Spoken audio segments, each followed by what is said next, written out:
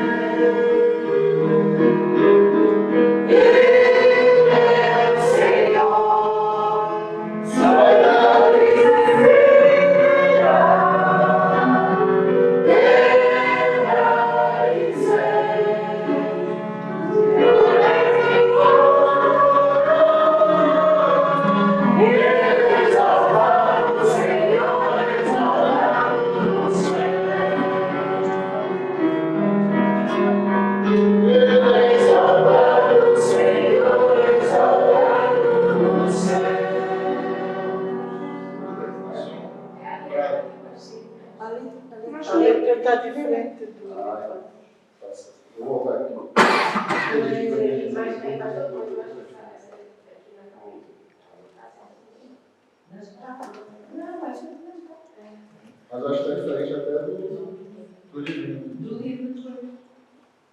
Muito bem, próximo, Luz do Mundo.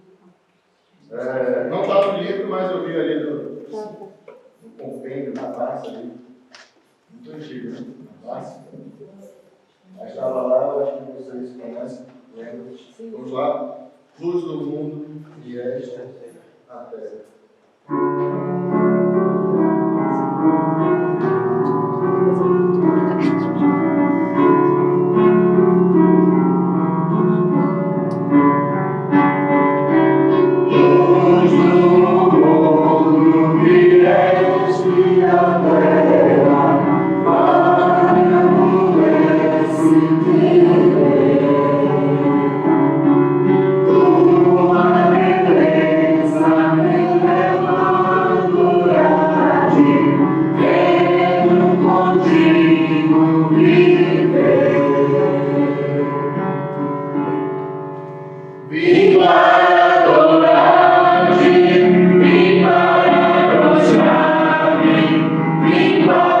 Dizer que és meu Deus.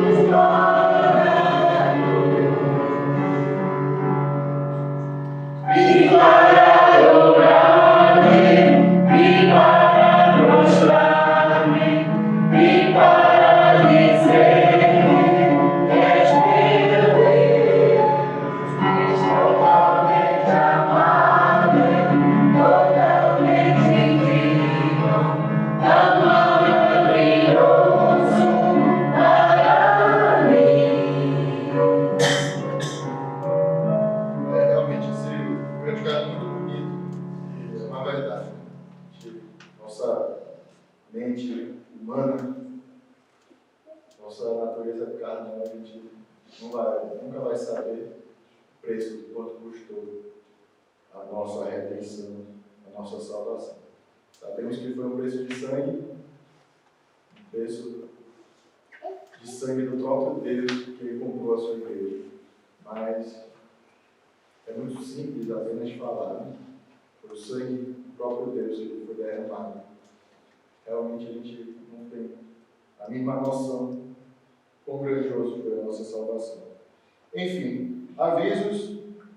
Como eu falei pela manhã, o pastor Elias está lá em Moçambique, já está lá com os irmãos, hoje participou do culto.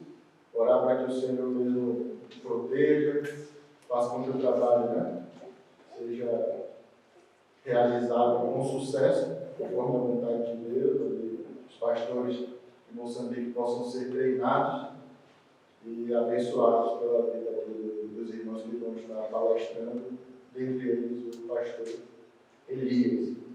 Provavelmente a sua volta está no dia 29, se eu não estou enganado. Não sei se é amanhã, na outra segunda-feira. Então, domingo que vem, estaremos novamente aqui com os irmãos. Mais uma vez eu agradeço as orações pela nossa família, já retornou para o Brasil de quarta para quinta, chegaram na sexta e está tudo certo, graças ao Senhor.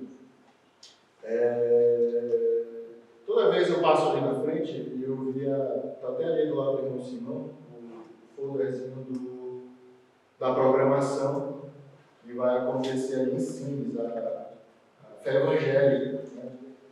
Os irmãos que puderem, dêem uma olhada, verifiquem se podem ir, a possibilidade de ir. Eu participei uma vez só, foi na vez que eu vim aqui pela primeira vez em 2019, foi muito bom.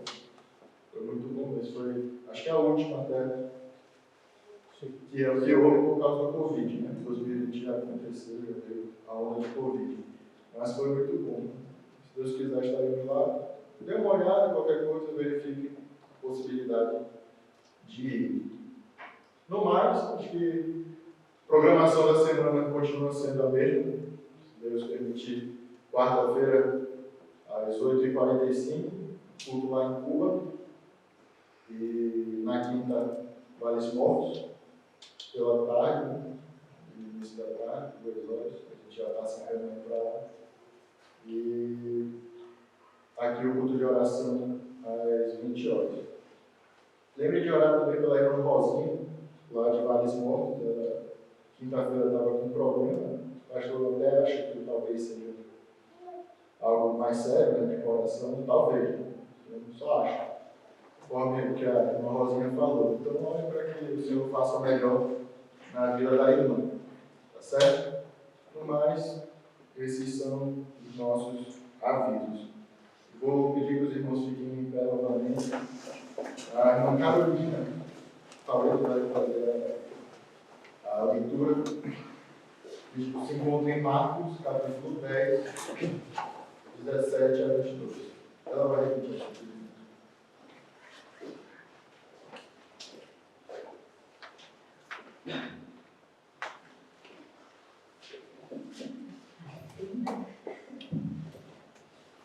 Santo Marcos 10, 9, 10, 17 a 22. É a parábola do jovem rico. Enquanto Jesus a caminho, correu um homem ao seu encontro e, ajoelhando-se, perguntou: Bom mestre, farei para herdar a vida eterna. Respondeu-lhe Jesus: Tu me chamas bom. Ninguém é bom senão um, que é Deus. Sabes os mandamentos? Não matarás, não adulterarás, não furtarás, não dirás falso testemunho, não defraudarás ninguém, honra teu pai e tua mãe. Então ele respondeu: Mestre, tudo isso tenho observado desde a minha juventude. E Jesus, fitando, o amou e disse: Só uma coisa falta. Vai, vende tudo o que tens, dá aos pobres, e terás um tesouro no céu. Então, segue-me. Ele, porém, contrariado com esta palavra, retirou-se triste, porque era dono de muitas propriedades. Até preparados.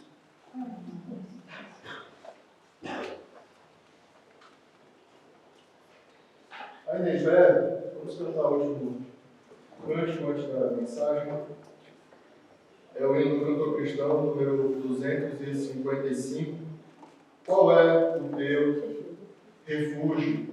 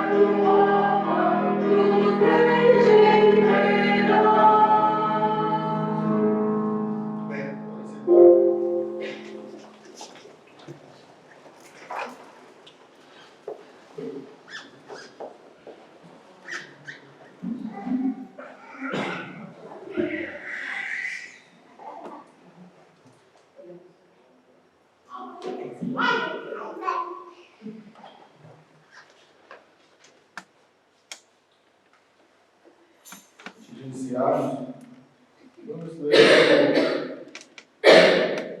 versículo 17. Marcos 10, 17. Segundo o Evangelho, segundo livro do Novo Testamento. Marcos 10, 17.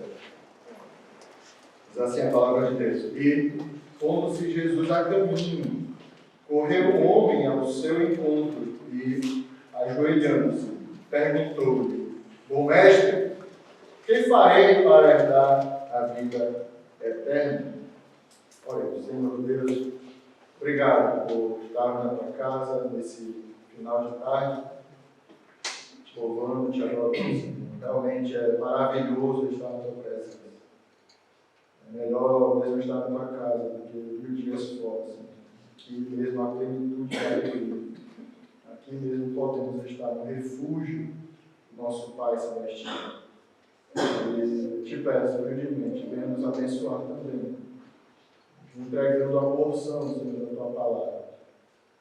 Que o Santo Espírito possa mesmo estar comigo. Te peço humildemente, que possa mesmo falar através da minha boca para os que estão aqui hoje também. Nos abençoa, em nome de Jesus. Amém. Muito bem. Antes de começar essa mensagem, eu vou contar uma história, talvez sirva de ilustração para nós até entendermos melhor o que está em torno dessa história real que aconteceu entre esse jovem e Jesus. Essa é uma história real. Em 2011, um rapaz, um jovem chinês de 17 anos, chamado Xiao Wang, ele tinha um sonho muito grande de comprar um iPhone. Né? O iPhone, na época, estava, a linguagem jovial, estava bombando. Todo esquema dele. E esse chinês realmente estava querendo muito, só que não tinha condições. Ali a China, salário mínimo é baixo e tal, para quem é mais pobre. Então é quase que impossível você comprar algo do tipo. E a ideia que ele teve para realizar o seu sonho, realizar o seu desejo de ter um iPhone, foi vender um rim. Mas como é que ele poderia fazer isso? Então ele entrou no mercado negro para poder assim fazer essa operação toda. E no mercado negro o pessoal pagou a ele $3.000. Imagina, né? É muito pouco dinheiro. $3.000 pelo rim. Enfim, pagaram a ele $3.000. E assim ele pôde comprar o iPhone que ele queria. Só que depois de um... Esse é um fato real, se você colocar na internet você vai encontrar a história. Mas passou um tempo, acho que foi cerca de uma semana, ele começou a se sentir muito mal. A família não sabia do que ele tinha feito, essas escolhas, enfim, o que ele fez. E ele começou a passar muito mal. E no final dessa mensagem, vocês me cobrem se eu esquecer, eu falo o resto do que aconteceu comigo. Tá bom? Me cobrem se eu esquecer. Mas essa história aqui é uma série de questões em que Jesus responde aos judeus a alguns tabus. Mas um pouquinho aqui para trás, Jesus vai tratar sobre as crianças. Então ele vai ficar indignado quando os discípulos expulsam as crianças, né? Enxotam as crianças. Né? Vai para lá, Jesus está cansado, está ensinando. Então Jesus fica indignado com isso. Não, deixai-me os caminhos pequeninos. Não os embaraceis, porque dos tais é o reino dos céus. Depois Jesus vai falar também sobre a questão da mulher, do divórcio. Né? Outro tabu na época. Naquela época, o homem tinha total direito, por qualquer motivo, repudiar sua mulher, se divorciar. Então Jesus vai tratar também disso. E aí entra a terceira questão na época, que é sobre as riquezas. Aí Jesus vai tratar aqui, digamos assim, que o jovem que foi até Jesus deu a deixa para Jesus tratar justamente disso. Então, Jesus está tratando de coisas que, naquela época, já existia um pré-conceito. Né? Não é preconceito de cara, não gosta. Né? Já existia algo formado na mente, no sentido de o pensamento já está feito. Né? Então, a sociedade já pensava algo. Então, há um pré-conceito sobre esses assuntos que eu mencionei a vocês. E a história desse jovem rico é famosa, se encontra nos 3 evangelhos, nos 3 primeiros evangelhos, Mateus, Marcos e Lucas. E até para a gente, como hoje, né, vocês tiveram uma certa introdução de Atos, a mesma coisa a gente vai ter que fazer aqui, no sentido de tirar características desse jovem para entender o motivo dele ter ido lá com Jesus. Então, a primeira característica, até óbvia, qual seria? Este homem era um jovem. Mateus 19, 20 vai corroborar, vai concordar com isso, vai dizer que um jovem foi ter com Jesus. Então, este homem era um jovem. Para a época, um jovem poderia beirar ali os seus 30 anos. Então, não é tão jovem assim. Mas considere-se, né? um jovem rapaz. Eu tenho 31 anos. Mas já passei por tanta coisa que, acho que eu posso dizer com toda certeza, me comparando com os meus colegas de faculdade, por exemplo, que é engenharia civil, por exemplo. Um curso elitizado, que muitos ali, garotos, fazendo a faculdade, mimados, né? Então, cheios de gostos, pai e a mãe tem dinheiro, então, com certeza, assim, a mentalidade, o amadurecimento chegou talvez primeiro a mim que a eles, pelas coisas que a gente vai passando. Então, esse jovem, muito provavelmente, já estava além dos jovens que estavam ali ao seu redor, que faziam parte ali do seu convívio. Segunda característica é que esse jovem rapaz, ele era um homem proeminente. Ele era um homem importante ali naquela sociedade judaica. Abra sua Bíblia em Lucas 18. Lucas 18 vai dizer, certo homem de posição. Então ele era um homem importante, era um homem respeitado na sociedade judaica ali da época. Então, pense, um homem jovem, já importante. Então, é até, assim, de admirar. Um rapaz já tão jovem, numa sociedade tão, digamos assim, patriarcal, que dá mais importância aos anciãos, já tem aquele jovem como uma pessoa importante na sociedade. Então, um homem jovem, um rapaz, importante e rico. Isso, os 3 evangelhos vão nos dizer que este homem era muito rico. Lucas 18, de 23, vai até usar a palavra riquíssimo. Muito rico. E nós podemos ver até que a sua riqueza poderia estar nas suas propriedades. Não podemos dizer que apenas em propriedades, mas ele tinha várias propriedades. Então era um homem riquíssimo, jovem, riquíssimo. O que nós temos hoje em dia? Eu só posso lembrar de jogador de futebol. Neymar, por exemplo. Tem a minha idade, o homem tem, talvez, não sei, bilhões ali. Bilhões tem, mas ainda muito dinheiro para ganhar. Jogadores de futebol ganham muito dinheiro, muito jovem. De novo, futebol, teve um jogador que saiu do Flamengo, que é um time brasileiro, e foi para o Real Madrid. Custou, se eu não estou enganado, é o Vinícius Júnior, custou acho que 90. Custou 140 e poucos milhões de reais.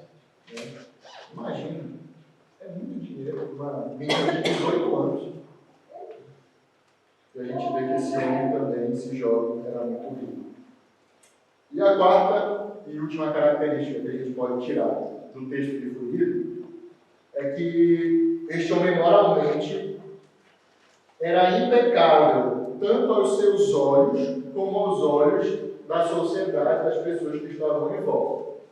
Por que eu digo isso? Jesus vai dizer, olha, tu queres a vida eterna? Faz o seguinte, tu sabes a lei de Moisés, né? Aí Jesus vai listar a lei. Não matarás, não adulterarás, não dirás falso testemunho, não cobiçarás, honra teu pai e tua mãe.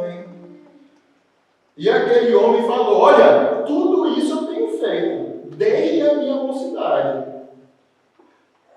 Jesus aqui no momento não nega. Muito menos o pessoal que estava em volta. Lembra que existia uma multidão perto de Jesus e desse homem no momento que ele faz a pergunta. Se esse homem tivesse alguma dívida com o seu João ali da esquina, vocês acham que eles não iam falar? Mentira, esse homem aí deve aí até as calças, né? Esse homem bate na mãe e no pai, esse homem é mentiroso. Não. Mas a multidão que estava ao redor, todo mundo ouve aquilo ali calado. Não vemos nenhum relato, nem o Lucas, como a gente tratou de manhã, que era um homem bastante minucioso, né? Anotava as características a fundo. Nem Lucas diz que a multidão falou algo, falou alguma coisa. Então, aos seus olhos e aos olhos da multidão toda, aquele homem era um homem com a moral elevada, né? Sem problemas na sociedade. Podemos estar um trabalhador, apesar de ser rico, né? Mas talvez administrava as coisas que tinha. Um homem que pagava os seus impostos. Um homem mesmo que tentava respeitar, honrar o seu pai e sua mãe na frente de todos, né? Da sociedade. Então, era um homem sem igual. Então, são essas as características deste homem. A gente pode ver que seria uma pessoa para você ter ao seu lado, né? Um homem rico, jovem, mas também um bom cidadão, uma pessoa mesmo que procura seguir a lei de Moisés. Uma pessoa que todo mundo acha que gostaria de ter ao seu lado. Mas sabe, a pergunta que a gente pode fazer a partir da pergunta que esse jovem rico fez a Jesus é pelo que este jovem estava passando, o que se passava na cabeça deste jovem. E a gente pode ver que ele tinha sérios problemas espirituais. Sérios problemas espirituais. E a gente percebe isso fazendo uma interpretação de texto. Como uma pessoa que está com a moral lá em cima, segue a lei de Moisés desde a sua mocidade, como uma pessoa dessa, que vivia naquela época, estava tão preocupada com a sua vida eterna. Uma curiosidade para os irmãos. Lucas escreveu para Teófilo, né? Uma pessoa não judeu, uma pessoa gentil. E para os gentios da época, uma pessoa que era rica, que era proeminente, jamais poderia correr em público, na frente das pessoas. Jamais. Isso era uma falta de etiqueta, digamos assim, é um comportamento errado de alguém que é muito rico e importante. E esse homem, o que foi que ele fez? Versículo 17 de Marcos 10 diz: E pondo-se Jesus a caminho, correu um homem ao seu encontro. E o que mais ele fez? E, ajoelhando-se, perguntou. Esse homem não só correu, como também se ajoelhou aos pés de Jesus. Você vê que esse homem estava desesperado com alguma coisa. De novo, repito. Um homem que procurava seguir a lei de Moisés, com a moral lá em cima, rico, importante. Esse homem tinha algum problema interno, espiritual, no sentido de, eu imagino ele pensando em sua mente: eu não tenho uma vida eterna. Como eu posso fazer para adquirir? Esse homem estava tão desesperado que ele correu e se ajoelhou aos pés de Jesus. Jesus ali não era um rabino proeminente. Não era um homem respeitado pela sociedade como um todo, pelos principais dos judeus. Imagine Jesus, um andarilho, um veste simples, rodeado de discípulos, homens simples, galileus até. Pode vir algo bom da Galileia? Esse era Jesus. E esse homem rico correu, se ajoelhou aos pés de Jesus. Para você ver mesmo a preocupação que ele estava tendo com a sua vida, a vida eterna. E esse problema que rodeava a sua mente deveria ser o que rodeia a mente de todas as pessoas do mundo. Afinal de contas, nós sabemos através da palavra de Deus que o homem está morto em delitos e pecados. Todos pecaram e assim todos estão destituídos, separados da glória de Deus. Romanos 3,10 vai dizer: não há justo, não há nenhum sequer, não há quem entenda, não há quem busque a Deus. Todos se extraviaram, a uma se fizeram inúteis. Essa passagem de Romanos 3,10 está no Velho Testamento, algo que esse jovem rico muito provavelmente saberia de cor, tinha ciência pelo menos. Eu imagino o jovem rico pensando: todas as minhas obras de justiça perante o Senhor são como um trapo de imundície. Não é isso que fala o profeta? As nossas obras de imundície para Deus não passa de trapo, aquele pano sujo, cheio de cocô, tudo que não presta, vômito, um pano podre. É isso que é para o Senhor, o que eu faço de bom. Eu imagino esse jovem preocupado com isso, e apesar de todas as suas características que aquele cristão, ele estava altamente preocupado com a vida eterna, preocupado com a sua salvação. O interessante é que a pergunta que ele faz, diz assim, Marcos 10,17, diz assim: e ajoelhando-se perguntou-lhe: bom mestre, que farei para herdar a vida eterna?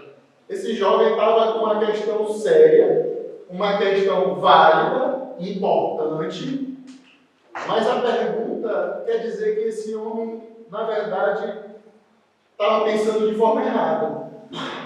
Ele fala: o que farei para herdar a vida eterna? Como se ele estivesse dizendo: o que farei eu de bom? Se formos pegar nos autógrafos, O que farei eu de bom para herdar a vida eterna? Como se ele tivesse a capacidade, a autonomia de si próprio conseguir a vida eterna. Conseguir a vida eterna. Então, ele está com uma questão válida, uma questão certa, importantíssima, mas ele está pensando de maneira errada. Ele acha que a vida eterna pode ser conseguida, pode ser alcançada por meios próprios. E não é bem assim. Então, vimos a questão do jovem rico. Agora, qual foi a reação de Jesus à vinda desse jovem até ele? Versículo 18. Respondeu-lhe Jesus: por que me chamas bom? Ninguém é bom, senão um, que é Deus. Jesus responde algo que o jovem rico não perguntou. O jovem rico está dizendo: bom mestre, o que farei eu de bom para herdar a vida eterna? Jesus fala: por que tu está me chamando bom? Bom só existe quem é Deus. Jesus não está dizendo que ele é Deus, mas está querendo dar uma missão para aquele homem. A mesma coisa acontece para você entender mais ou menos o caso. Em João capítulo 3. Qual é a história de João capítulo 3? É um rabino, uma pessoa chamada Nicodemos.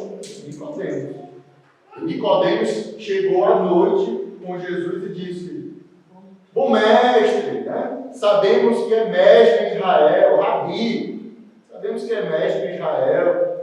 Ninguém faz as coisas que tu fazes, se Deus não estiver com ele. Qual foi a resposta de Jesus? Alguém que está lendo, pode ler? Qual foi a resposta de Jesus? Pode ler. Jesus respondeu e disse: na verdade te digo, que aquele que não nascer Muito bem. O que tem a ver com o que o Nicodemos falou? Nada. Na verdade, Nicodemos chega a falar com Jesus uma outra coisa, elogiando Jesus, querendo talvez adular para ver se amolece o coração de Jesus, para que ele possa começar a responder suas questões. E Jesus, do nada, ele é Deus, ele conhece o coração do homem, sabe o que eu e você pensamos, mas, humanamente falando, do nada, Jesus fala: Nicodemos, se não nascer de novo, não pode ver o reino de Deus. Imagina Nicodemos, tanto é que a gente não vê Nicodemos retrucar. Eu imagino Nicodemos ficar paralisado vendo o que Jesus estava falando para ele. É mais ou menos o que acontece aqui. O jovem chega com Jesus: bom mestre, o que faria de bom para conseguir a vida eterna? E Jesus vai na perna dele: ei, por que está chamando de bom? Bom só tem um, que é Deus. É como se Jesus estivesse dizendo: ei, você não pode fazer nada para conseguir a vida eterna. Só existe um que é bom, e esse bom é Deus. Só existe um que é bom, e é o nosso Deus. E Jesus tinha conhecimento, como eu falei, ele é Deus, ele sabe nosso coração, que passa na nossa mente, nos nossos pensamentos. E ele sabia que esse homem era um homem instruído. Tanto é que Jesus vai dizer, versículo 19, ele já emenda com a resposta que o jovem rico estava esperando. Sabes os mandamentos: não matarás, não adulterarás, não furtarás, não dirás falso testemunho, não defraudarás ninguém, honra teu pai e tua mãe. Então Jesus vai recitando alguns dos 10 mandamentos. Alguns dos 10 mandamentos. É interessante porque aí já é também uma curiosidade que eu digo para os irmãos, até para a gente entender melhor o contexto. Para a época, eu não conheço, por exemplo, a irmã Carolina aqui. Eu não sei, falando dos 10 mandamentos, eu não sei se ela tem outro Deus além do Senhor. Eu não sei se ela adora uma imagem de escultura. Eu não sei se ela fala o nome do Senhor Deus em vão, no particular. Eu não sei direito se ela guarda o sábado. Foram 4 mandamentos dos 10. Na tradição, esses 4 primeiros mandamentos ficavam numa primeira tábua. Na segunda tábua, os outros 6 mandamentos. Que aí vem dizendo: não matarás, honra teu pai e tua mãe, não adulterarás. Então, para o judeu religioso da época, era impossível saber se você tem outro Deus, se você adora imagem de escultura. Para eles, se você seguia os 6 mandamentos que são visíveis, e quais são? Honrar pai e mãe, não matar, não adulterar, não cobiçar, não dar falso testemunho. Se você seguir esses 6, automaticamente, então, você está cumprindo a lei. Jesus fala para este jovem rico apenas os 6. É como se Jesus dissesse: tu sabes os mandamentos. Não preciso nem citar os primeiros 4.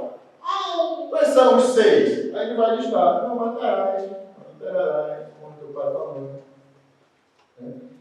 Porque automaticamente aquele jovem estava seguindo aqueles 6, então ele estava cumprindo a lei de Moisés.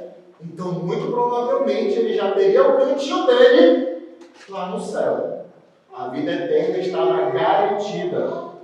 Garantida.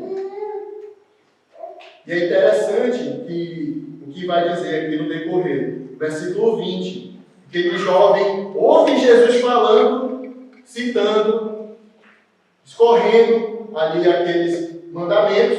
E o versículo 20, então, vai dar a reação daquele jovem rico. Então diz assim, versículo 20 de Marcos 10. Então ele respondeu: Mestre, tudo isso tenho observado desde a minha juventude. Imagina aquele homem: rapaz, é tão fácil então adquirir a vida eterna, porque eu já tenho tentado, já tenho seguido desde a minha mocidade. Então está muito fácil. Imagina ele vibrando no coração dele, dizendo: puxa, a vida ainda bem, então, que obviamente eu já tenho a vida eterna. Tudo isso eu tenho seguido desde a minha mocidade. Né? A gente fica imaginando a reação daquele jovem. Mas não é por aí. Versículo 21. E Jesus, note bem essa palavra. E Jesus, fitando o amor. Outra passagem paralela que me lembra muito é a passagem que Pedro nega Jesus. 3 vezes. Depois que ele nega Jesus. E é o olho de quem que atravessa todo o pátio, toda a multidão. Quem é que olha para Pedro? No momento que os olhos, os olhares se cruzam, Pedro se sente angustiado, com vergonha daquilo que ele tinha feito. Eu imagino o mesmo olhar de Jesus para aquele jovem. Jesus sabe do nosso coração, sabe das nossas atitudes. Não adianta eu e você tentarmos enganar a Deus, dizendo que, Deus, eu te louvo, te exalto, venho para a igreja, sou mesmo, dizimista, sirvo ao Senhor na igreja, não falo nos cultos, enfim, eu tento ler minha palavra de Deus, às vezes não dá, mas eu tento. Imagine os olhos do Senhor Jesus Cristo te olhando e penetrando o teu coração e vendo realmente a verdade que há em mim e você. Foi o que Jesus fez com esse jovem. É o que descreve aqui Lucas, Marcos. E Jesus, fitando aquele olhar de seixo, aquele olhar penetrante, que quando te olhas, você sente que está mesmo te desnudando, vendo o profundo de você. E Jesus, com esse olhar, que só o próprio Deus poderia ter, o que Jesus fez? O amor. Jesus, sendo Deus, meus irmãos, ele poderia dizer: rapaz, jovem rico, eu te conheço, eu sou Deus. Eu sei que tu não é flor que se cheira, uma expressão lá no Brasil, né? Tu não é flor que se cheire. Tu não presta, que eu sei, rapaz. Pensa que eu não sei que tu, às vezes, não honra teu pai e tua mãe. Tu pode adulterar, tu fica cobiçando a mulher fulano de tal. Tu não segue os mandamentos, não. Sem contar que tu ama as tuas riquezas. Não vem com essa, não. Sendo até mais rigoroso. Por quê? Tu vem mentir aqui para mim? Vou te fulminar agora. Mas Jesus não faz isso. Jesus conhecia aquele homem. Mais do que até ele próprio. Jesus olhou para ele e amou. Sejamos sinceros. Aquele homem disse: bom mestre, tudo isso tenho observado desde a minha mocidade. É possível nós obedecermos a lei sem tropeçarmos em nenhum? Não. Jesus sabia que aquele homem estava mentindo. Mas Jesus não acusou. Jesus não denegriu ali no meio da multidão. Jesus usou uma outra estratégia para até escancarar para aquele jovem rico o seu pecado de estimação. Ele poderia tentar obedecer à lei de Moisés, mas existia um grande problema que esse homem mesmo estava enfrentando. Vamos ver o resto aqui.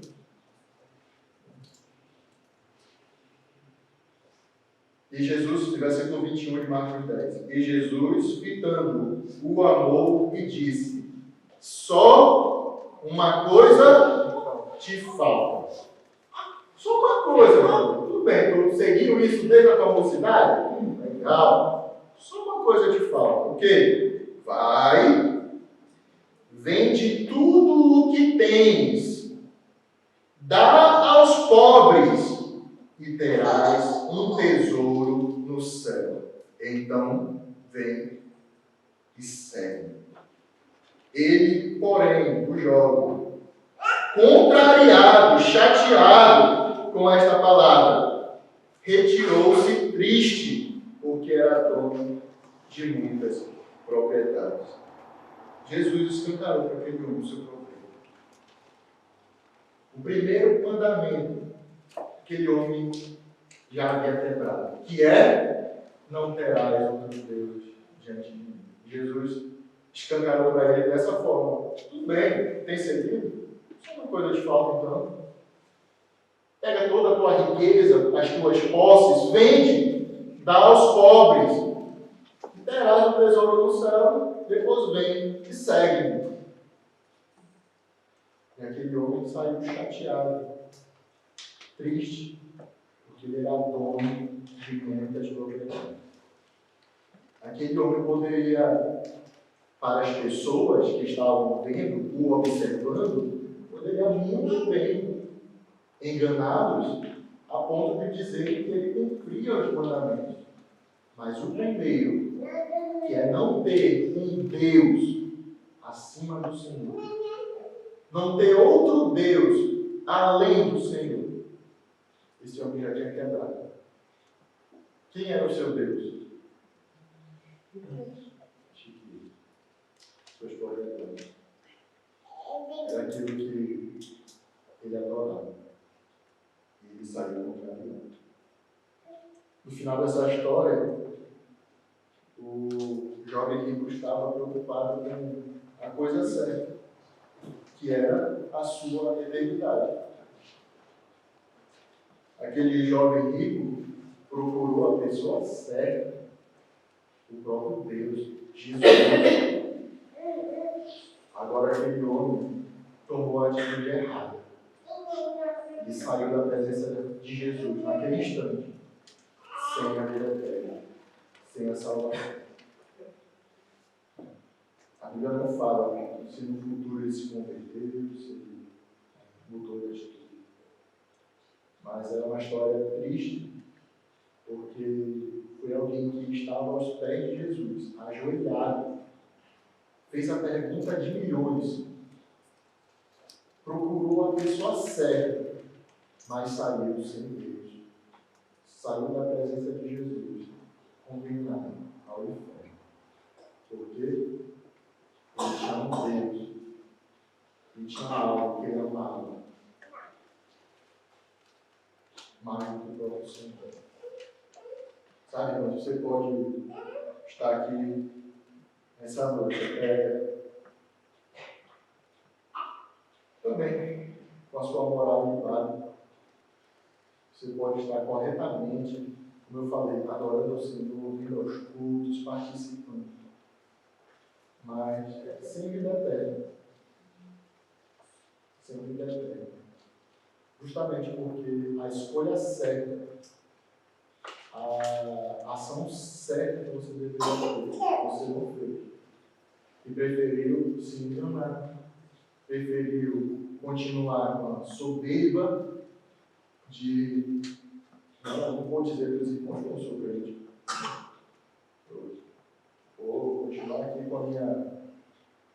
por essa figura, por esse fantoche de cristão. E aí minha vida leva desse jeito e está indo para o inferno. Está indo para o inferno. Não saia de Jesus sem salvação. Não saia da sua presença sem salvação. Existem escolhas que parecem ser tão fáceis de fazer, tão, digamos assim, até aquele negócio, está na cara, é tão óbvio, é tão fácil de escolher que a gente ridiculariza. Entre isso ou aquilo, eu vou escolher isso aqui. É claro, é óbvio. Mas é interessante que com a nossa salvação, com a nossa vida eterna, o ser humano não tem essa capacidade de fazer essa escolha por si só. Brinca com a escolha que deve fazer.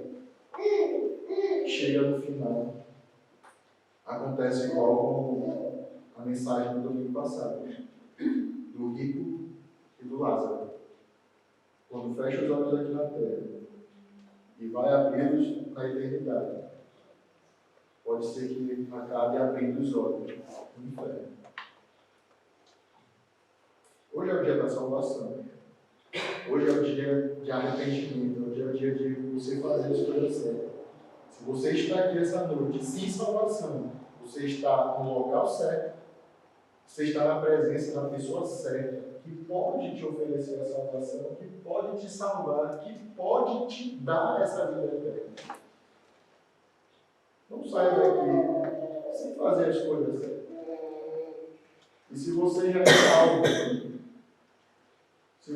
salvo, verifica se realmente não existe um Deus dentro do teu coração. Eu esqueci o nome do autor do livro, até no livro, mas ele fala que nós, seres humanos, somos a melhor fábrica, a melhor indústria de produção. Porque nosso coração produz de uma maneira espetacular ídolos, deuses. Hoje eu posso amar o meu trabalho. Amanhã eu já vou estar amando, talvez, uma mulher ou uma amante. E sempre vai ter algo que eu vou querer colocar acima de Deus. Trabalho, estudo, riqueza, família, prosperidade. E Deus vai ficando. Nós somos especialistas em colocar deuses, fabricar deuses, ídolos em nossos corações. Que não seja a verdade que há em nós. Para finalizar, a história daquele chinês que rapaz vendeu o rim. Quando ele foi descobrir no hospital, os mafiosos, o mercado negro, acabou tirando os dois rins dele. E para sempre ele ficou incapacitado, acamado, jovem de 17 anos, por causa da sua escolha. Bato de novo na terra. Ele pode dizer, mas esse jovem é muito inconsequente. Podemos dizer, um jovem burro. Um jovem burro. Como é que faz uma idiotice dessa? Vender um rim para comprar um iPhone que daqui a 2 anos, no mesmo dia, pode deixar cair no chão, quebrar a tela e aí? Foi-se o rim, foi-se o iPhone. Eu vou ficar com o que agora? Mas é a tua vida eterna. Escolhas que parecem óbvias, fáceis. Não é bem assim? Faça a escolha certa. Tome a decisão certa. Tenha certeza da tua vida eterna. Vamos orar. Senhor Deus, obrigado. O Senhor nos dá mesmo lições na tua palavra, Senhor, daquilo que é importante, daquilo que realmente vale a pena, Senhor, que é a nossa eternidade, a eternidade do mundo. Senhor, não deixe que alguém possa estar aqui perdido em seus delitos e pecados, se enganando e sendo enganado por um coração perverso, ganancioso, soberbo, a ponto de te revidar. Tenha misericórdia de nós e nos ajuda, até como teus filhos, salvos por Cristo Jesus. Nos ajuda a não agirmos como este jovem, tendo um ídolo, um Deus que te sobrepensa. Nos ajuda a ter o Senhor como o único Senhor das nossas vidas. Nos abençoa, nos dê uma boa semana, debaixo da tua graça, debaixo da tua misericórdia. Dá-nos a tua paz. Abençoa também, te pedimos, o pastor Elias, tudo que ele fará, teus servos. Abençoa o trabalho também lá, guarda. Em nome de Jesus te pedimos e agradecemos. Amém. Deus abençoe. Até a volta. Olá.